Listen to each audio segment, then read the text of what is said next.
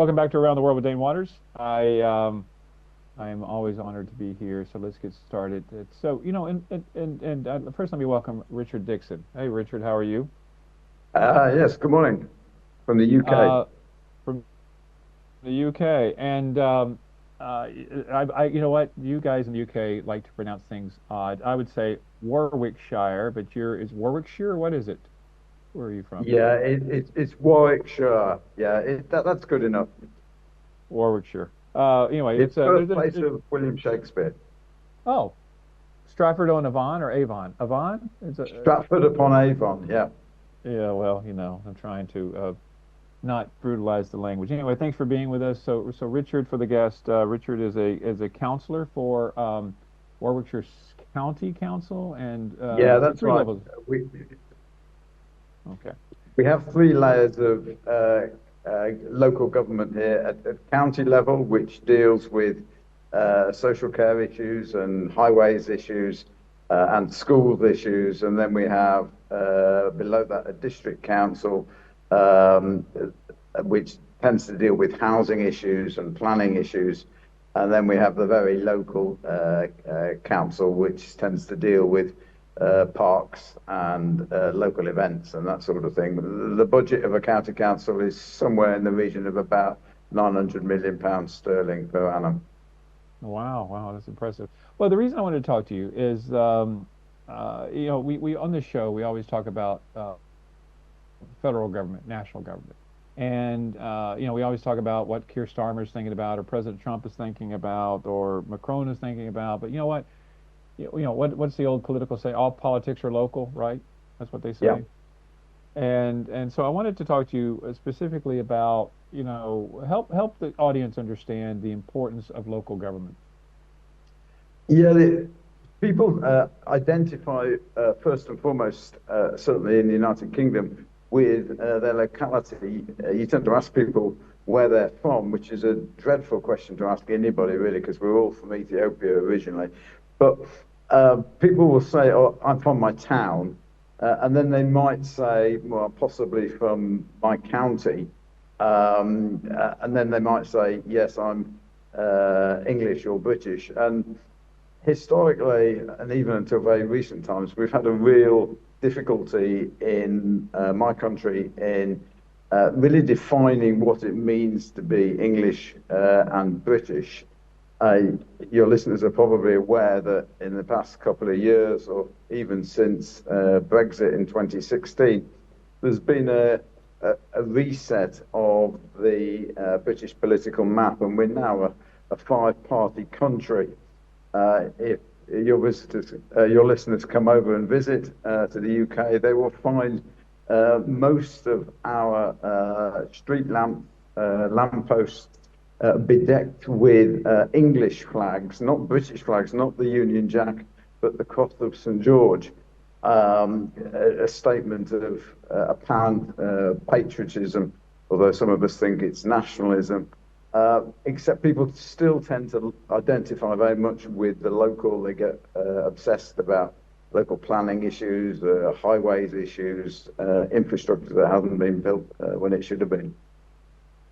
Well, it's interesting you say that because, for the audience, let's help people understand. So, the United Kingdom, or the British Empire, or what's left of the British, of the British government. The British government basically is England, Scotland, Wales, and Northern Ireland, right? So when you say you're British, you're talking about, hey, like for example in America, we say I'm American, right? It encompasses everything. But when you say you're English, that means that you're from England itself, correct? It does indeed, yes. And in certain parts of England, people will hesitate to say they are English, particularly those who are from the northern part of England. They will say, "Oh, I'm a Yorkshireman," or "I'm a Scouser because I'm from Liverpool," or a Mancunian. And that sort of local identity is very important to people. Yeah, and so this is what people have to understand is that, all these issues, like for a data on a day-to-day basis, the services that people receive, everything from, as you were talking about, the roads, the education to the housing, that takes place at the local level. And it's the Yeah. local governments that have to make those decisions. And so do you find, just out of curiosity, how do you see that there's a conflict between local government and the national government there in the UK? There is a big conflict, and there's also a conflict within local government.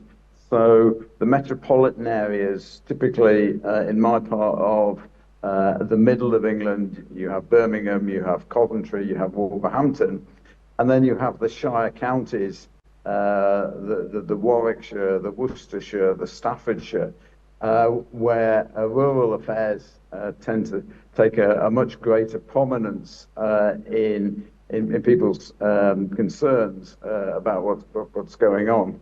At the moment, central government here in Westminster is seeking to reorganise local government to, in its view, make it more cost effective, more efficient by taking out at least one layer of local government.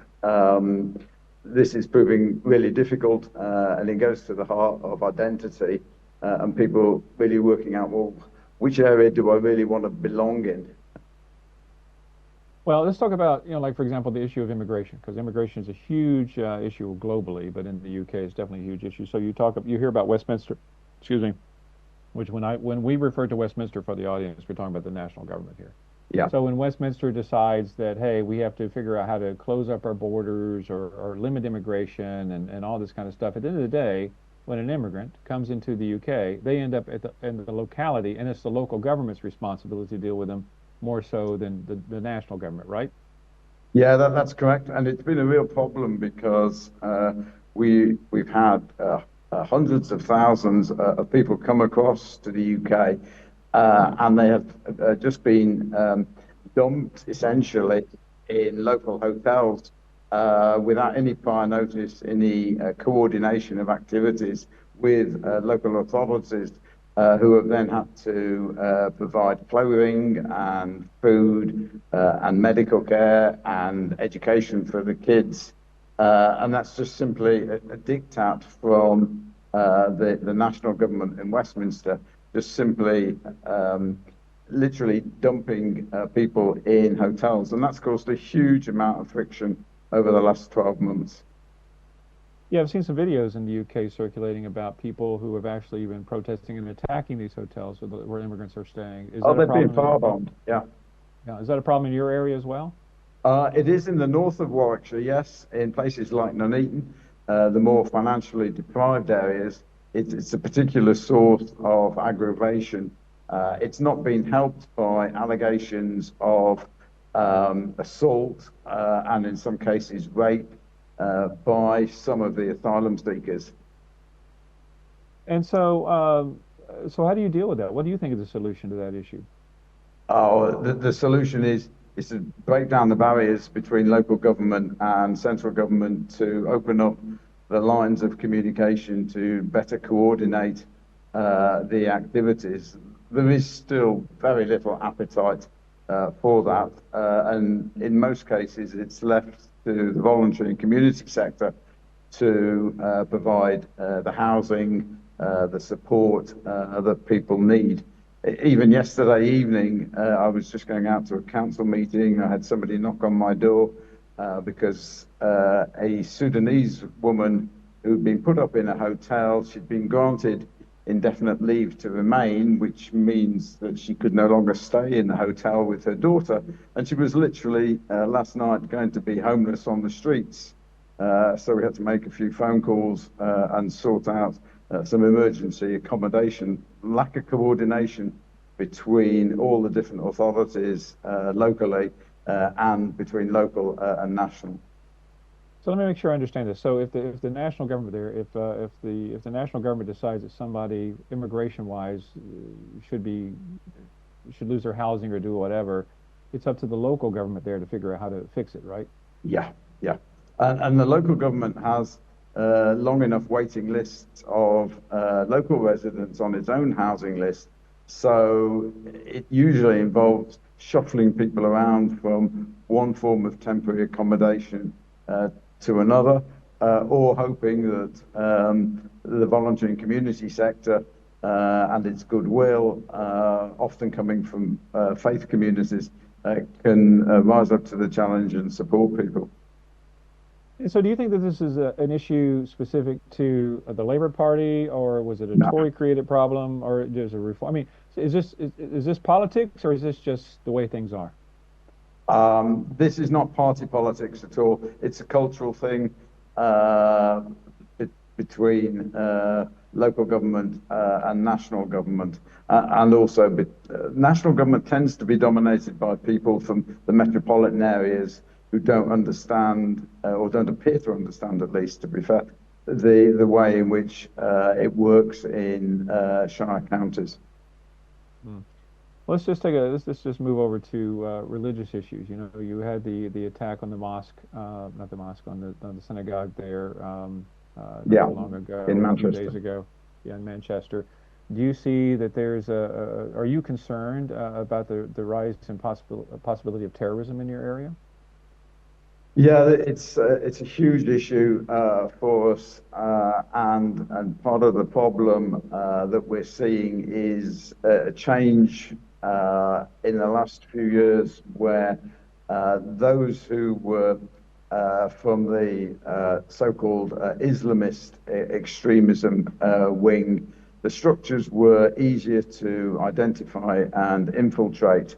The extreme right in this country is very disorganized and very difficult to track, both physically in person and also digitally. It's proving a real challenge for the security and the intelligence services, as well as the attack, the dreadful attack in Heaton Park in Manchester, where there's a big Jewish community. There have also been a number of attacks recently on mosques and also on Gurdwaras, Sikh temples too. Hmm. And so when it comes to this, the local security issue, is that the responsibility of the county, or is that the national government's responsibility? Um, yeah, well, the difference, well, I don't know whether it's much of a difference actually. In the UK, our police forces are locally organised. Here in Warwickshire, we have our own police force.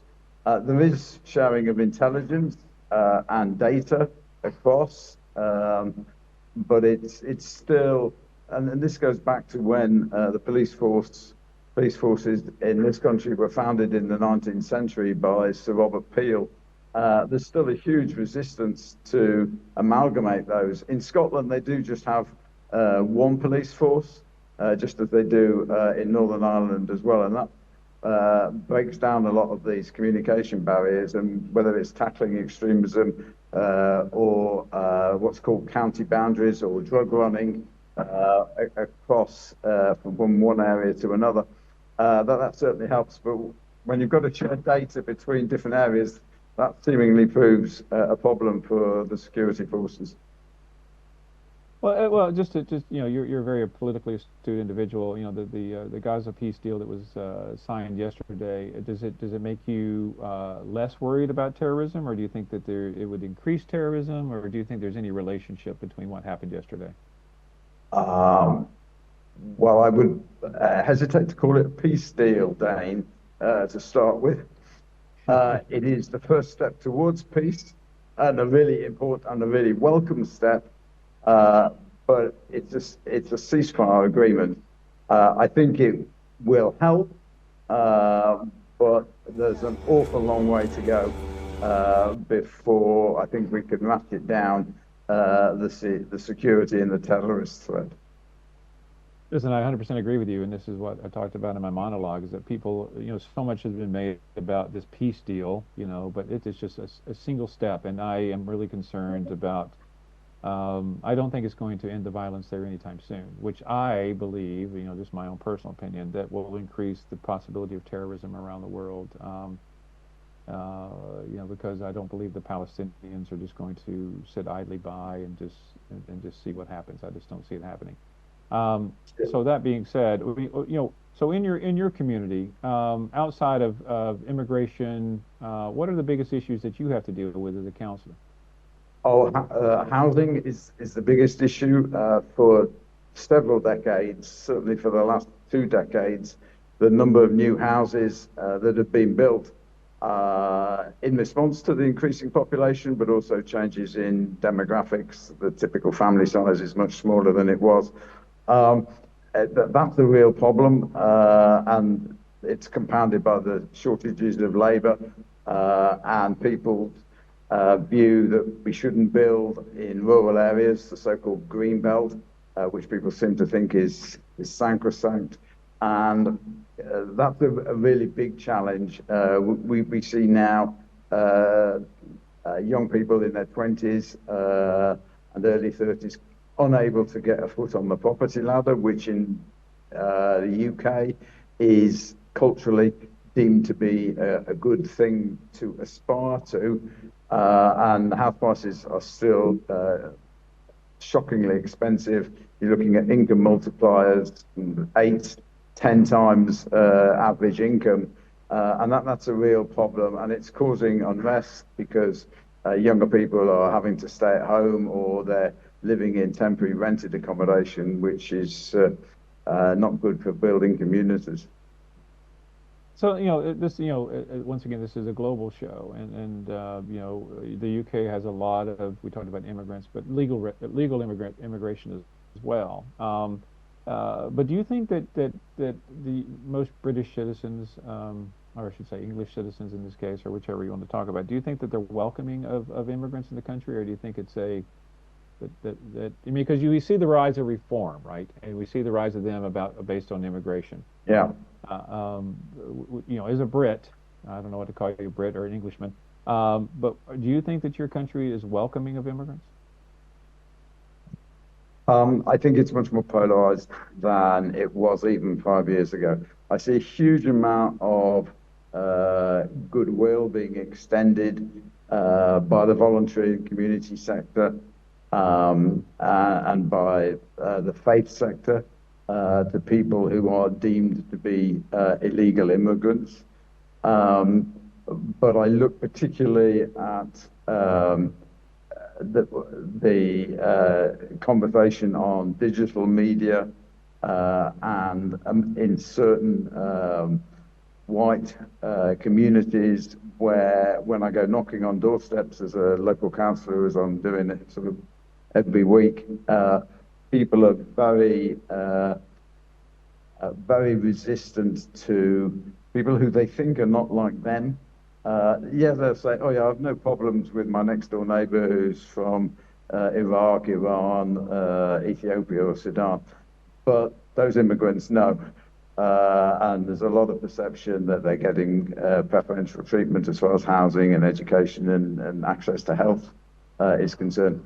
So I think it's much more polarized than it was, and unfortunately, both our digital media and our mainstream media, even the beloved BBC, is falling prey to extreme views. Well, it's a difficult time globally, and Yeah. I love the UK, I really do, but I tell you, I see it like every other country that it's heading down a path that is of great concern. Yeah, If we don't have if we don't have stable I share your democracies. views that for those of us who are of a liberal mindset, I mean, even personally, I have been assaulted on the street at vigils supporting refugees from Ukraine and also supporting the justice for Palestinians as well. So people feel emboldened by the rhetoric of some of our mainstream politicians. Absolutely, I agree with you 100%. It's very concerning on every level. Listen, Richard, sadly we're out of time. I really appreciate you being with us today and being in the hallway to have this conversation. It means a lot to me that you would talk to us today. So It's really good luck. to talk to you, Dane, and your listeners. Well, thank you, and you have a great day, and I'll talk to you soon. Anyway, thanks Yeah, for take care being with. now. Thank you. Let's take a quick break from Around the World with Dane Waters, and we'll be back with our next guest.